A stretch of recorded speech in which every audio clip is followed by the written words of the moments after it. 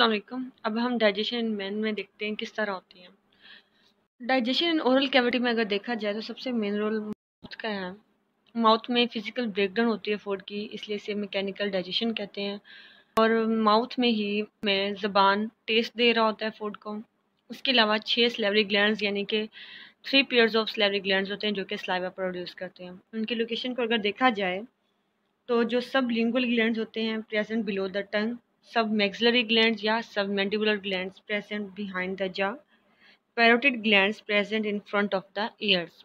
ये ज़्यादातर जो सलाइवा होता है ये एक सोल्यूशन होता है जो मोस्टली वाटर और म्यूकस पे मुश्तमिल होता है और सलाइवरी अमाइलेज पे मुश्तमिल होता है।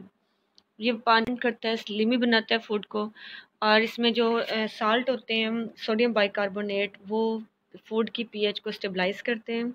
अमाइलेज जो है वो कार्बोहाइड्रेट डाइजेस्टिंग एंजाइम है। अब माउथफुल ऑफ फूड जो कि सलाइवा के एक्शन और च्यूइंग से बनता है उसे बोलस कहते हैं। स्वेलिंग के दौरान बोलस को मुंह से फेरिंक्स के जरिए इसोफेगस में भेज दिया जाता है। अब इसोफेगस को अगर हम देखते हैं तो इसोफेगस एक ट्यूब है जो कि फूड को मुंह से मैदे तक लेके जाती है। के बिल्कुल टॉप पे एपिग्लोटिस होता है जो कि स्वेलिंग के दौरान ट्रेकिया को क्लोज कर देता है। This is a wave of muscular contraction जो कि पुश करती है बोलस को स्टोमक की तरफ। कार्डियक स्पिंचर जो कि इसोफेगस के बिल्कुल एंड पे और स्टोमक के शुरू होने होता है ताकि फूड को रिवर्स उसकी मूवमेंट को बचाया जा सके। ये मोस्टली क्लोज होता है और पेरिस्टालसिस के दौरान ये ओपन होता है। अब अगर हम स्टोमक को देखते हैं तो जे शेप मस्कुलर सैक है इनर फोल्ड्स होते हैं जो कि सरफेस एरिया को इंक्रीज करते हैं। फंक्शन क्या है, ये मैकेनिकल डाइजेशन करती है। फर्स्ट मैकेनिकल डाइजेशन माउथ में शुरू हुई थी, अब यहाँ पे सेकेंड मैकेनिकल डाइजेशन शुरू होती है। में चर्निंग का प्रोसेस होता है। इसके अलावा गैस्ट्रिक ग्लैंड जो कि रिलीज करे होते हैं गैस्ट्रिक जूस, उसके अंदर बोलस को मिक्स करते हैं और इससे एक सूप लाइक मटेरियल बनता है जिसे अब काइम कहते हैं। गैस्ट्रिक जूस की अगर कंपोजिशन देखी जाए तो इसमें HCl, साल्ट, एंजाइम्स, वाटर और म्यूकस होती है। HCl हेल्प करता है कि फूड की ब्रेकडाउन करे और बैक्टीरिया वगैरह को किल करे जो फूड के साथ आ जाते हैं। अगर गैस्ट्रिक ग्लैंड्स की कंपोजिशन में अगर हम देखें कौन से सेल्स होते हैं और वो क्या काम कर रहे होते हैं, तो अगर हम ग्लोबुलेट सेल देखते हैं तो ये म्यूकस प्रोड्यूस कर रहे होते हैं जो कि स्टोमक की लाइनिंग को प्रोटेक्ट करते हैं। पेरिटल सेल्स जो होते हैं वो गैस्ट्रिक एसिड को प्रोड्यूस करते हैं। इनके गैस्ट्रिक एसिड में मेन हाइड्रोक्लोरिक एसिड को प्रोड्यूस करते हैं। चीफ सेल पेप्सिनोजिन को प्रोड्यूस करते हैं जो कि एक प्रीकर्सर है जो बाद में इनएक्टिव फॉर्म में पेप्सिनोजिन को प्रोड्यूस कर रहे होते हैं, जो इनएक्टिव फॉर्म में पेप्सिनोजिन को प्रोड्यूस कर रहे होते हैं। डी सेल्स मेटोस्टेटिन प्रोड्यूस कर रहे होते हैं जो कि एसिड की सिक्रीशंस को रोकते हैं जब पेट एम्प्टी होता है। जी सेल या जब हम कोई फूड नहीं ले रहे होते हैं, जी सेल गैस्ट्रिन प्रोड्यूस करते हैं। अगर हम फूड में ज़्यादा प्रोटीन ले रहे हैं तो गैस्ट्रिक सेल स्टिमुलेट होते हैं और वो गैस्ट्रिक जूस को ज़्यादा प्रोड्यूस करवाते हैं। साइन को अगर देखा जाए तो इसके 3 हिस्से हैं, डुडेनियम, जिजिनम एंड इलियम। डुडेनियम में लीवर, पैंक्रियाज और बाइल अपनी सिक्रीशंस करते हैं ब्रेकडाउन करने के लिए, डाइजेशन के लिए। और डुडेनियम एंड इंटेस्टाइनल जूस रिलीज होता है, सिक्रेट होता है जो कि जिसमें डिफरेंट एंजाइम्स होते हैं वो भी डाइजेशन में हेल्प करते हैं। और जो इलियम का जो मेन काम होता है वो उसमें अब्जॉर्प्शन ऑफ फूड होती है क्योंकि उसमें विलाई मौजूद होते हैं जो कि फिंगर लाइक प्रोजेक्शंस होती हैं और मेन काम इनका होता है ये अब्जॉर्प्शन, सरफेस एरिया को इंक्रीज करते हैं अब्जॉर्प्शन को बढ़ाने के लिए।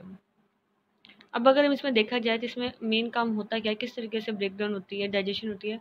जो प्रोटीन होती है वो अमीनो एसिड्स में कन्वर्ट हो रही होती है, माल्टोज ग्लूकोज में कन्वर्ट हो रहा होता है, fats glycerol and fatty acid में कन्वर्ट होता है।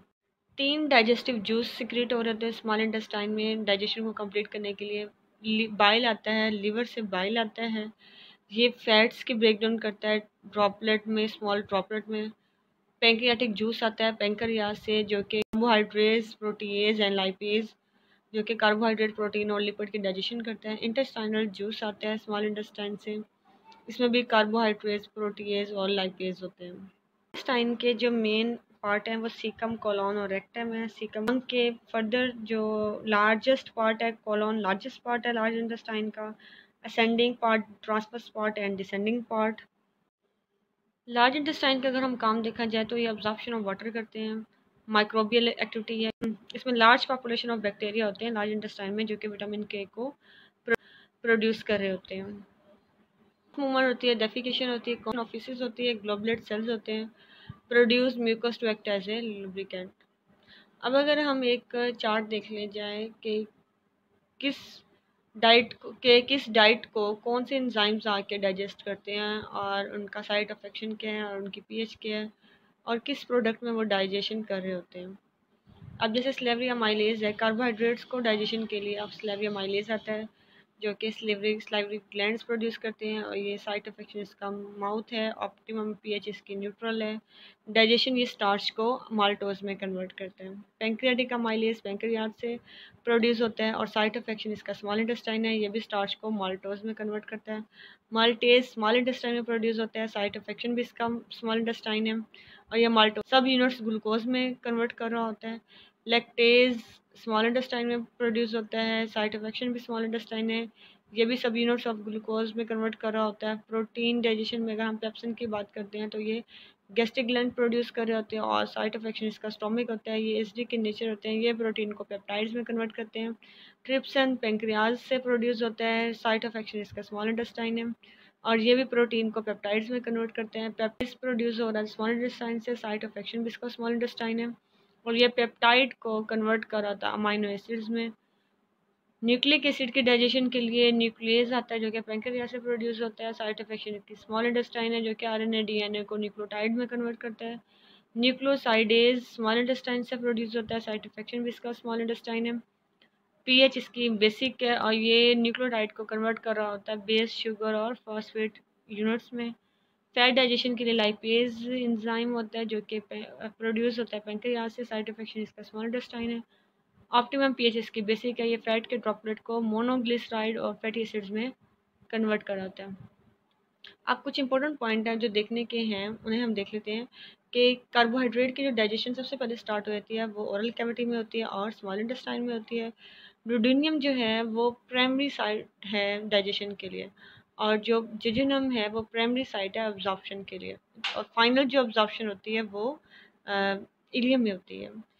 Gastroesophageal reflux disease also known as acid reflux, क्योंकि इसमें स्टोमक की एसिडिटी बढ़ जाती है।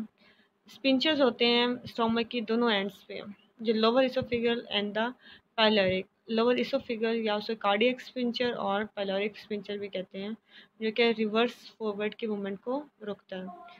म्यूकस जो प्रोटेक्ट करता है स्टोमक की वॉल को प्रोटेक्ट करता है कि एसिड उसे डैमेज ना कर सके, लेकिन वो पीएच को बिल्कुल चेंज नहीं कर रहा होता। इसके साथ ही हमारा टॉपिक एंड होता है।